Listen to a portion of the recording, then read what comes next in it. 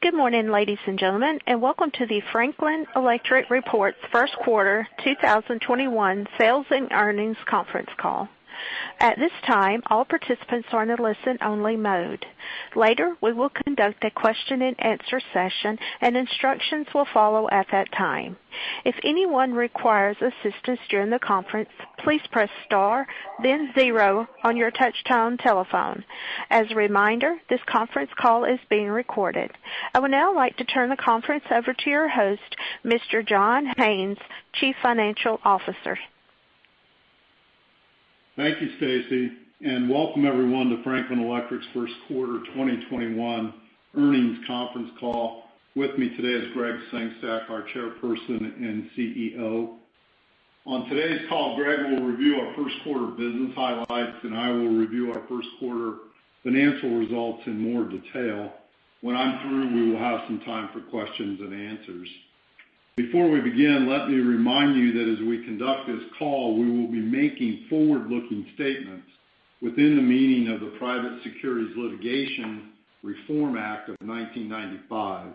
These statements are subject to various risks and uncertainties, many of which could cause actual results to differ materially from such forward-looking statements. A discussion of these factors may be found in the company's annual report on Form 10-K and in today's earnings release. All forward-looking statements made during this call are based on information currently available and, except as required by law, the company assumes no obligation to update any forward-looking statements. With that, I will now turn the call over to our Chairperson and CEO, Gregg Sengstack. Thank you, John. Thank you all for joining us. We're very happy with our first quarter results. We see the momentum that was building in the back half of last year continuing and presenting us with robust demand environments for most of the end markets we serve. Our financial results in just about every measure were records for any first quarter in our history, including net sales, gross profit, operating income, net income, and earnings per share. Our strategy to grow as a global provider of water and fuel systems through geographic expansion and product line extensions, leveraging our global platform and competency in system design, continued to produce strong results as expected. During the first quarter, we continued to expand our water treatment adjacency in water systems, and the distribution segment achieved tremendous organic growth. Our water systems business had a record quarter, generating overall revenue growth of 20% and organic revenue growth of 18%. We see multiple signs of demand strength in the water systems end markets, including a strong housing market, the global recovery of commodity prices, drier weather, and robust demand in developing regions. Our water systems revenues also grew by over 3% from price actions realized in the quarter, which were necessary given the significant raw material inflation we continue to experience. Although our dewatering equipment sales declined by about 4% in the quarter, sequentially this decline is much lower than what we had experienced in 2020, due in part to greater international demand. Although still a headwind, foreign currency exchange translation was a lesser impact on our top line than it has been in recent memory at just over 2%. In the U.S., strong housing and agricultural demand combined with continued dry weather drove a 24% increase in groundwater pumping systems revenue in the quarter. Overall organic growth in the U.S. water systems was 11%. Outside the U.S., organic water systems growth was 26%, led by our businesses in Latin America, the Middle East, and Asia Pacific, all of which continue to see pandemic recovery demand, with notable strength in Brazil, Turkey, and Thailand. Our U.S. distribution business had an exceptional first quarter. Favorable weather in most of the U.S., pent-up demand for well equipment, and the Guycon acquisition we made at the end of last year were all factors that drove overall first quarter revenue growth of 58% and 31% organic revenue growth. The revenue growth in distribution was broad-based across all geographies and product lines. The lowest revenue increase in any one of our legacy distribution businesses in the first quarter was 23% over the first quarter last year. Guycon started the year strong and benefited in the quarter from the winter storm in Texas that caused multiple equipment failures and replacements in that state. The Guycon integration is going well, and we've already completed the combination of 2 branches with those from our legacy businesses. Overall, our distribution customers are experiencing some product shortages, notably pipe and well casings. That puts a, quote, buy forward, end quote, demand on some of these products. As a result of these revenue achievements, our distribution business made money in the first quarter for the first time in its history, reversing the $2.2 million loss from the first quarter of 2020 to $2 million of operating income in this year's first quarter. Our fueling systems business picked up momentum in the first quarter, growing revenue by 3% overall and 1% organically, a meaningful sequential improvement from the overall fourth quarter 2020 decline of 15%. The fueling growth is being led by end markets outside of North America, notably Europe, the Middle East, and Africa were up 30%, and Latin America was up 19%. Sales in the U.S. and Canada were flat to last year's first quarter, and sales in China declined by about 19%. Despite the pandemic-related slowdown in new filling station builds, we believe major marketers continue to see filling stations as good investments and have expressed their intention to ramp up builds in 2021. We also believe environmental challenges like corrosion of underground storage tanks caused by alternative fuels creates new opportunities, especially in developing regions where liquid fuel consumption is increasing and greater protection of the environment is necessary. Even with 3% revenue growth, Fueling Systems achieved a record first quarter operating income of $14.9 million and an operating income margin of 26.2% because of price achievement and fixed cost leverage. Due to better first quarter earnings and the April 1, 2021 completion of the acquisition of Puronics, we're raising our full year 2021 revenue estimates to be in the range of $1.45 billion to $1.48 billion, and full year 2021 earnings per share before restructuring expenses to be in the range of from $2.80 to $3. In raising our financial guidance, we have assumed there will be no worsening impacts from the global pandemic, and we will continue to offset raw material cost inflation with price. I will now turn the call back over to John. Thanks, Greg. Our fully diluted earnings per share were a record for any first quarter in the company's history at 59 cents for the first quarter of 2021 versus 23 cents for the first quarter of 2020. First quarter EPS before the impact of restructuring expenses was also 59 cents compared to 2020 first quarter EPS before restructuring of 24 cents. Restructuring expenses in the first quarter of 2021 were $0.2 million and were related to various manufacturing realignment activities in the water and distribution segments and had no impact on earnings per share in the first quarter of 2021.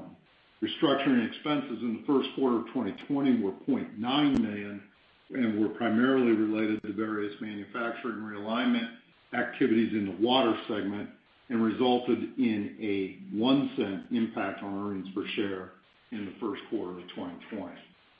First quarter 2021 sales were $333 million compared to 2020 first quarter sales of $266.8 million. The sales increase from acquisition-related sales was $23.5 million. Sales revenue decreased by $2.9 million, or about 1%, in the first quarter of 2021 due to foreign currency translation. Water system sales in the U.S. and Canada were up about 21% compared to the first quarter of 2020 due to volume, price, and acquisition-related sales. In the first quarter of 2021, sales from businesses acquired since the first quarter of 2020 were $7.2 million. Sales of groundwater pumping equipment increased by about 24%. Sales of surface pumping equipment increased by about 10% versus the first quarter of 2020 due to strong end market demand and in part due to lower sales last year due to the pandemic. These increases were offset by lower sales of dewatering equipment, which were down by about 8% due to lower sales in the rental channel. Water system sales in markets outside the U.S. and Canada increased by 20% overall. Foreign currency translation decreased sales by 6%. Outside the U.S. and Canada, Water Systems organic sales increased by 26%, driven by higher sales in all regions of the world: Latin America, Asia Pacific, Europe, the Middle East, and Africa markets. Water Systems operating income was $31.3 million in the first quarter of 2021, compared to $18.8 million in the first quarter of 2020, driven by price realization, product sales mix, and cost management. Distribution sales were a record at $95.7 million in the first quarter of 2021 versus first quarter 2020 sales of $60.4 million. In the first quarter of 2021, sales from businesses acquired since the first quarter of 2020 were $16.3 million. The distribution segment organic sales increased 31% compared to the first quarter of 2020. Revenue growth was driven by broad-based demand in all regions and product categories, the Guycon acquisition, some customer purchase pull forwards, and the Texas winter storm. The distribution segment operating income was a record for any first quarter at $2 million, compared to a loss of $2.2 million in the first quarter of 2020. Fueling system sales in the United States and Canada increased by about 1% compared to the first quarter of 2020. The increase was due to higher demand for pumping and fuel management systems. Outside the U.S. and Canada, fueling systems revenues increased by about 7%, driven by higher sales in Latin America and EMEA. Fueling systems operating income was a record for any first quarter at $14.9 million compared to $12.1 million in the first quarter of 2020, driven by price realization and cost management. The company's consolidated gross profit was $115.5 million for the first quarter of 2021, an increase from the first quarter of 2020 gross profit of $90.3 million. The gross profit as a percentage of net sales was 34.7% in the first quarter of 2021 versus 33.9% in the first quarter of 2020, and improved by 80 basis points, primarily due to better price realization, product sales mix, and cost management. Selling, general, and administrative expenses were $81.6 million in the first quarter of 2021, compared to $75.6 million in the first quarter of 2020. SG&A expenses from acquired businesses were $4.9 million. Excluding acquisitions, SG&A expenses were higher by about 1%, primarily due to variable compensation expense, partially offset by foreign currency translation. The effective tax rate for the first quarter of 2021 was about 14%, compared to 19% in the first quarter last year due to larger net favorable discrete events, which include tax benefits from share-based compensation and a deferred tax benefit from a tax election made in a foreign jurisdiction. The tax rate as a percent of pre-tax earnings for the balance of 2021 is projected to be about 20% before discrete adjustments. As Greg mentioned, the company is raising its guidance for full-year earnings per share before restructuring expenses to $2.80 to $3, basically on the strength of the first quarter results and the recently announced water treatment acquisitions. We expect revenue in the $1.45 to $1.48 billion range, and our free cash flow conversion to be 115% or better for the full year 2021. Although end market demand for most of our products remains strong, ongoing impacts of the pandemic, global raw material and component availability and cost are key factors potentially impacting the balance of 2021 results. The company ended the first quarter of 2021 with a cash balance of $118.3 million and generated a record $5.4 million of net cash flows from operations during the first quarter of 2021 versus a negative $4.7 million in the first quarter of 2020. The increase was primarily due to higher net income. and lower net working capital requirements. The company's total incremental borrowing capacity was about $645 million at the end of the first quarter 2021. Yesterday, the company announced a quarterly cash dividend of 17.5 cents that will be paid May 20th to shareholders of record on May 6th. The company purchased 14,000 shares for about $1.1 million of its common stock in the open market during the first quarter of 2021. At the end of the first quarter, the total remaining authorized shares that may be repurchased is about 919,000. This concludes our prepared remarks, and we'd now like to turn the call over for questions. Ladies and gentlemen, if you have a question at this time, please press the star, then the number 1 key on your touch-tone telephone. If your question has been answered or you wish to remove yourself from the queue, please press the pound key. And we'll pause for just a moment.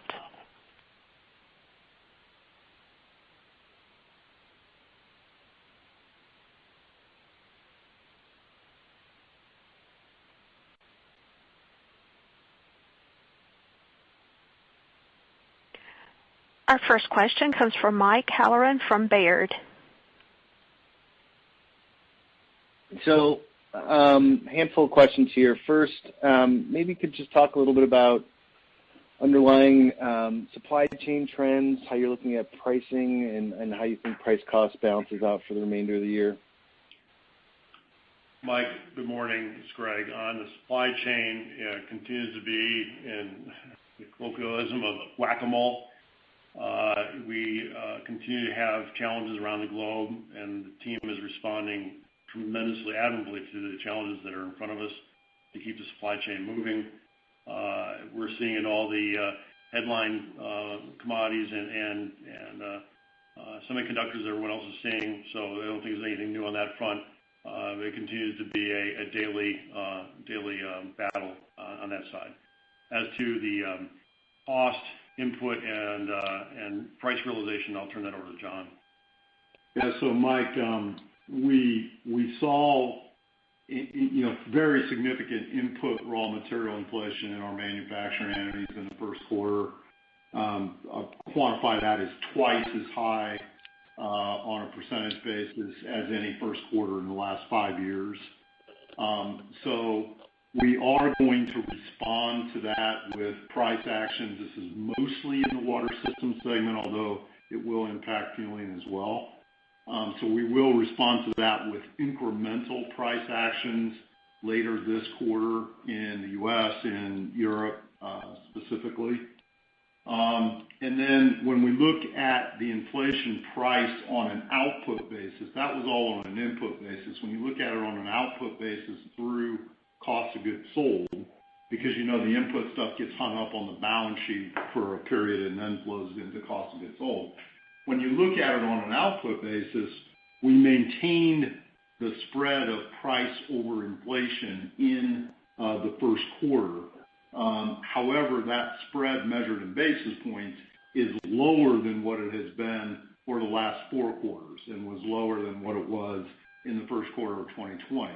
So we knew this was coming at us. We took price actions late last year, earlier this year in anticipation of that. We saw even more in the first quarter than we had expected in our annual operating plan, and we are now going to respond to that with additional price action. Our guidance assumes that we will continue to maintain this positive spread of price over inflation for the balance of the year, despite the fact that it is narrowing in the first quarter. So that's helpful. And just to clarify maybe Greg's comments, I know you mentioned that Headwater was seeing some product shortages. It felt like non-Franklin Electric water product shortages. Are you seeing any shortages or supply chain pressures that are impacting your ability to put content into the market in fueling or water, or is that comment just limited to Headwater?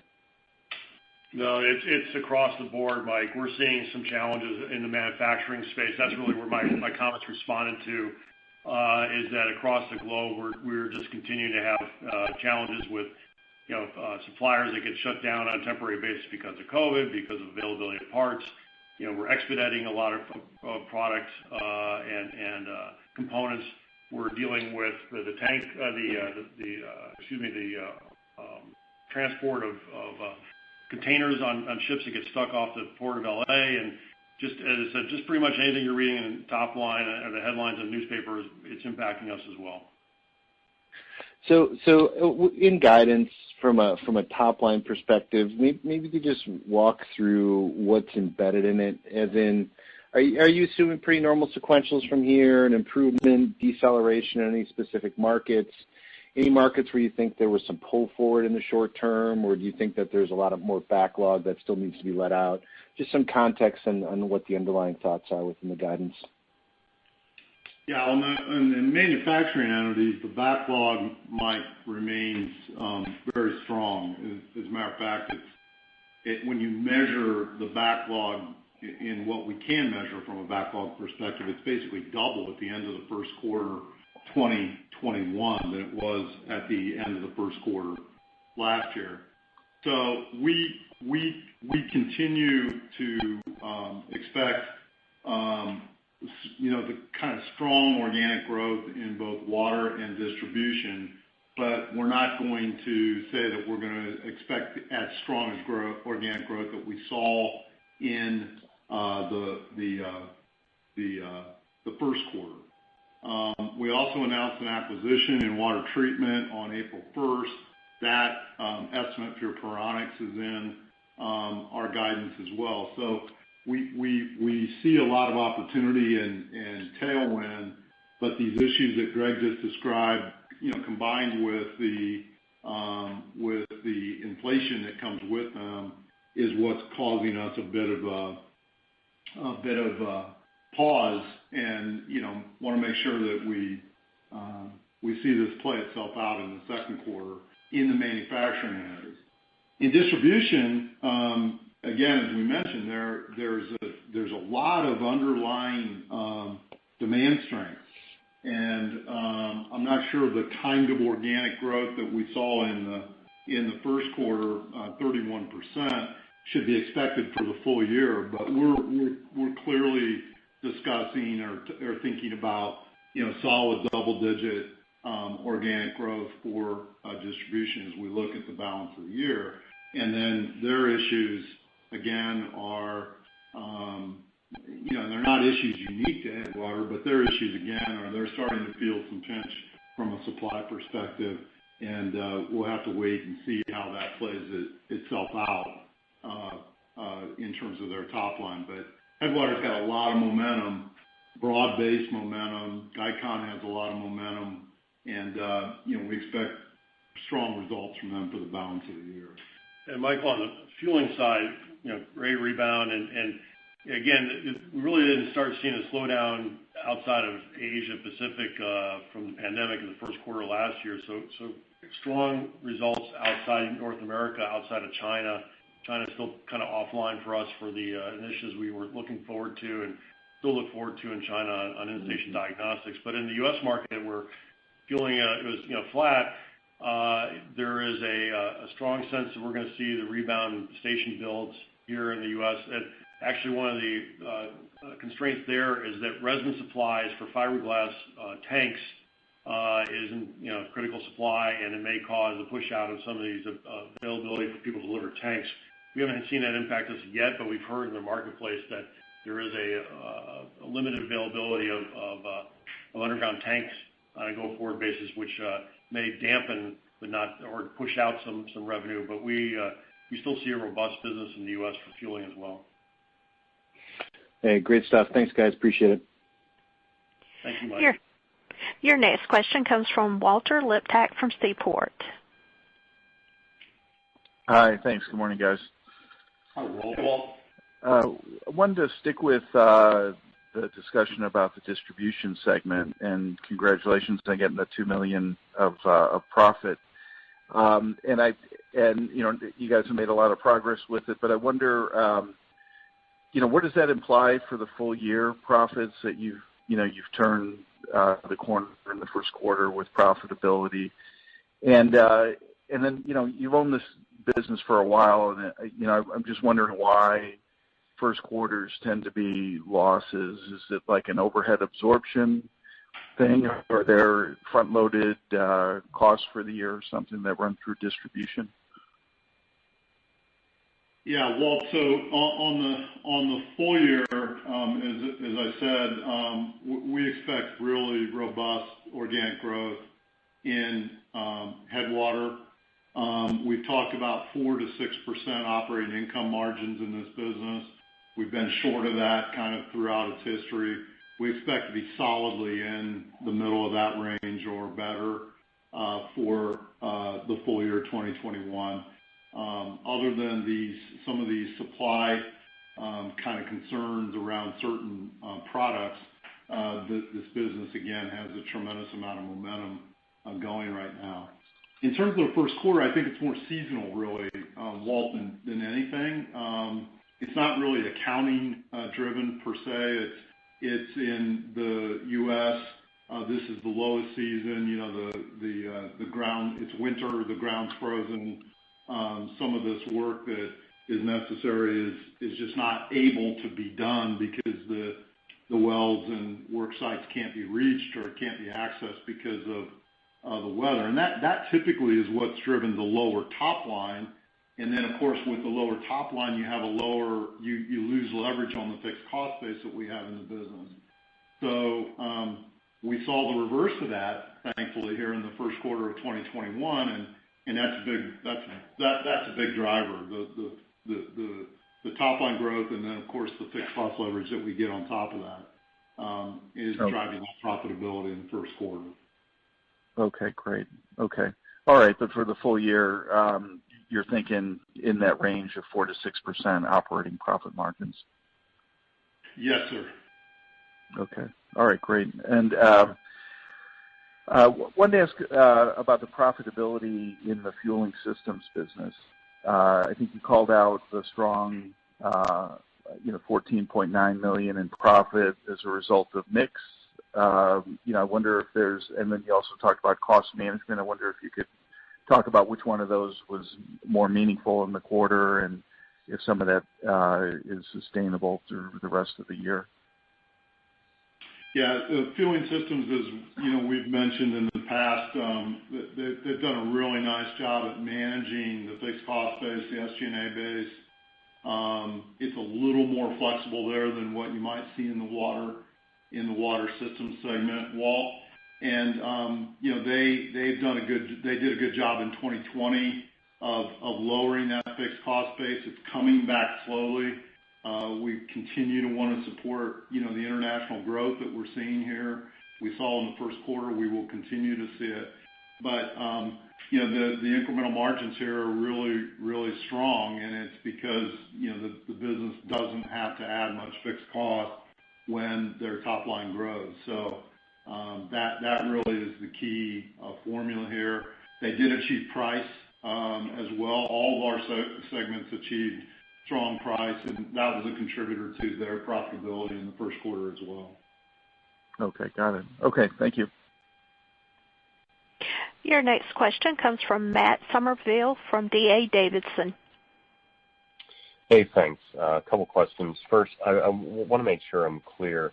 What was the magnitude of uplift you saw maybe from the Texas weather situation as well as the buy-ahead you referenced in the quarter? Yeah, we think both of those things, Matt, were in the $6 million range in total, $6 to $7 million. About half and half, Matt. About half from Texas, about half of the buy-in. Perfect. And then what exactly, I understand the Texas thing, but what would have prompted the buy-ahead? And just in the business overall, what's your assessment of channel inventories currently?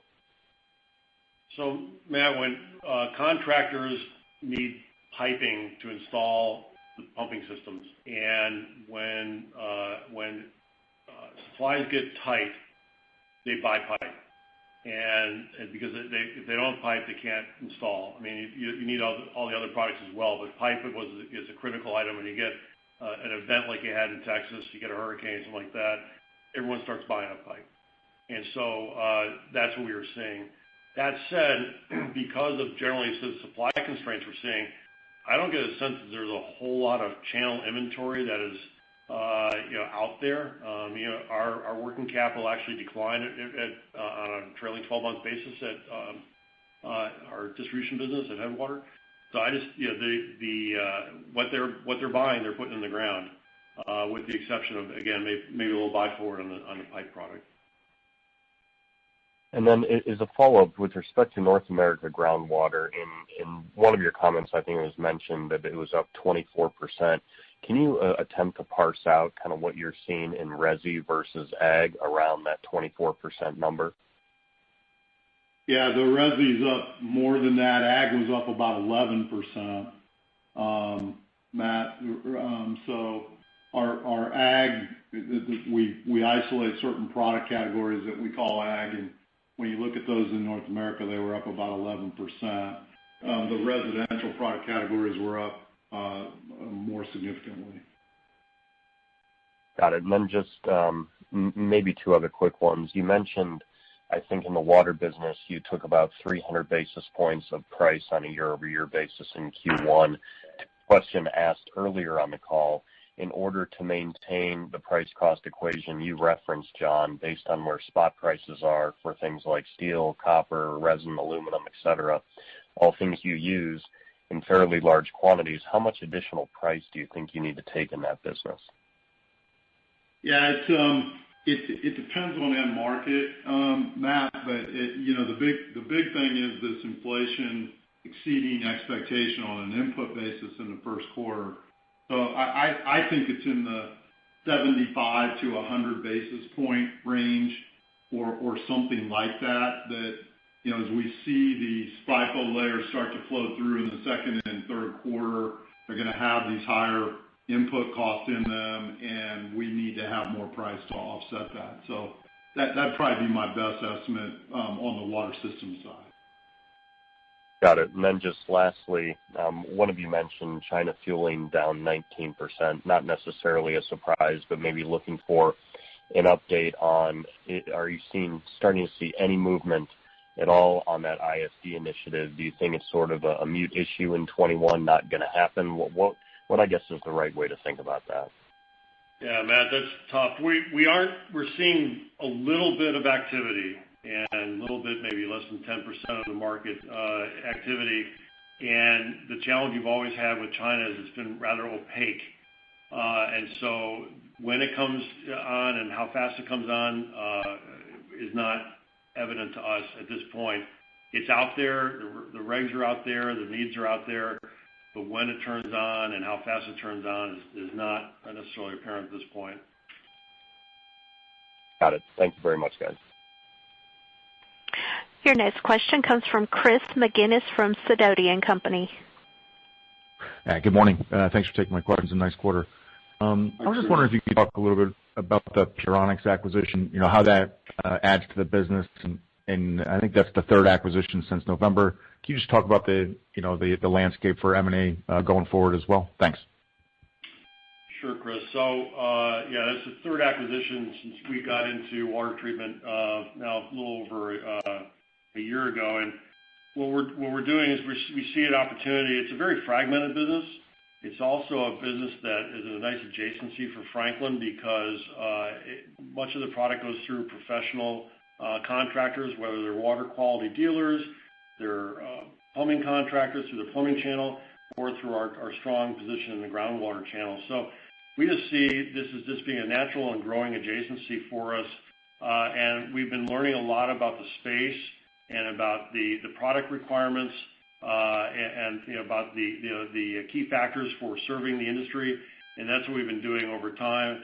And as you've seen Franklin in the past, we'll buy smaller businesses, we put them together, we get operating leverage, we learn about the industry, and that allows us to grow then organically.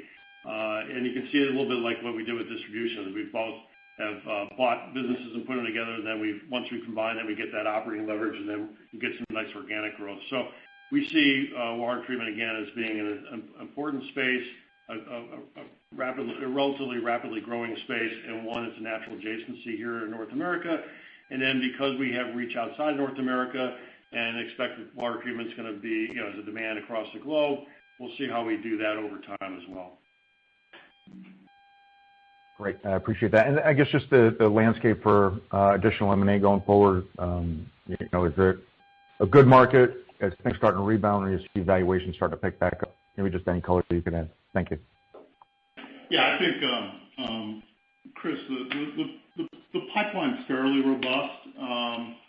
I would say that, the expectations, sellers' expectations are high, certainly historically higher than where Franklin is typically transacted.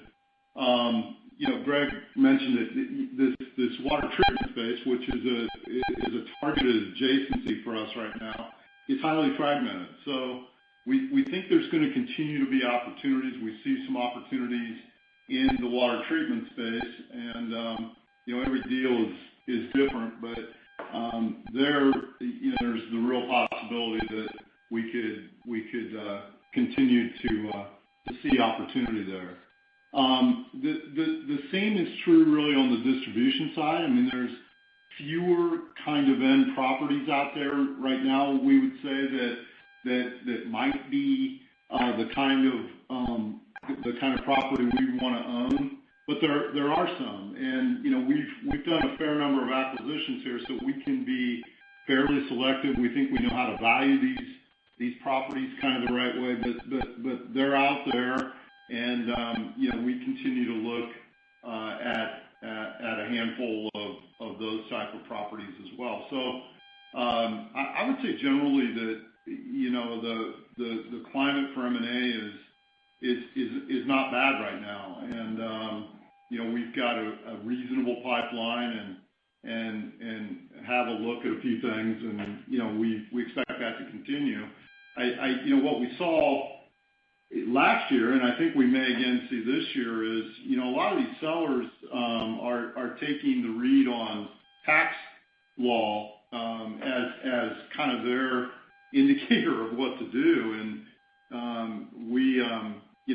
if the U.S. tax situation moves the way that it is expected to move, we might see more people interested in transacting before those changes take effect. I don't know, but we know that for the kind of sellers that we're talking to, that tends to be a pretty big issue. Chris, one additional point is that over the last several years, I think the last 10 deals for Franklin have all been in the U.S. and Canada, and that's not for lack of interest or effort outside the U.S. and Canada, but again, for the properties we're looking for, these are family-held businesses. It needs to be timing for the family or an event. But we continue to look at growing globally and have an appetite to do transactions outside the U.S. before as well. We've done many of them in the past, and I think we've done pretty good at it. So we continue to look for deals across the globe. It's just been more opportunity for us in the last couple of years have been in the U.S. and Canada. I appreciate the call, and thanks for taking my questions, and good luck in Q2. Thank you, Chris. Thank you. I'm showing no further questions at this time. I would now like to turn the conference back to Mr. Greg Sengstack. Thank you, Stacy. We appreciate your joining us today and look forward to speaking to you in July with reviewing our second quarter results. You all have a good week. Ladies and gentlemen, this concludes today's conference. Thank you for your participation and have a wonderful day. You may all disconnect.